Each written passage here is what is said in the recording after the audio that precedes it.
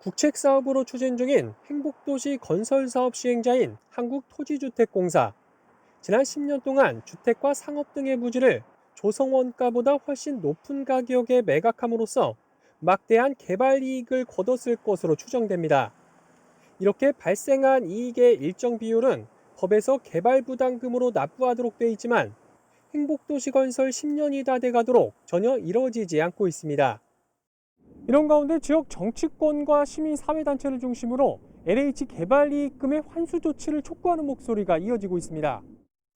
지난 8월 설립된 LH 개발이익 환수를 위한 세종시민행동준비위원회는 성명을 내고 LH는 개발 부담금을 납부할 의무가 있는 사업 시행자로서 개발 이익 환수에 관한 법률을 위반하고 있다고 꼬집었습니다.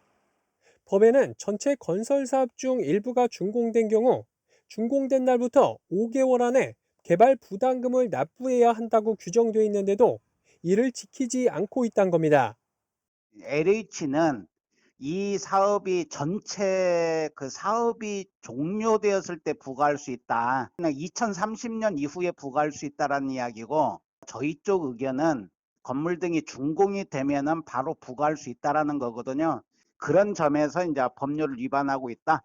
뭐 이런 취지로 지금 이야기하고 있는 겁니다.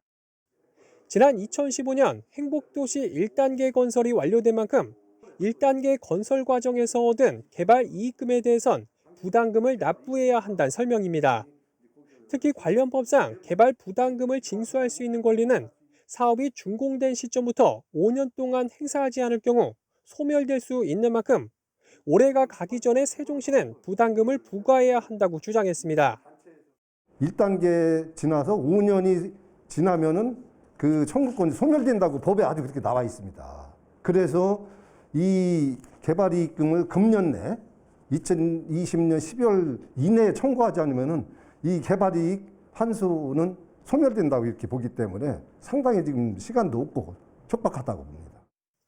이에 대해 세종시는 LH로부터 개발 부담금을 산출하기 위한 자료를 전달받지 못해 부과하지 못하고 있는 것이라며 이럴 경우 소멸시효는 자동 연장된다는 국토부의 유권 해석을 얻은 바 있다고 밝혔습니다. 아울러 현재 LH와 협의를 통해 개발이 준공된 행복도시 1, 2, 3 생활권에 대한 개발 부담금을 우선 납부하는 방안을 논의 중이라고 밝혔습니다. BTV 뉴스 김우순입니다.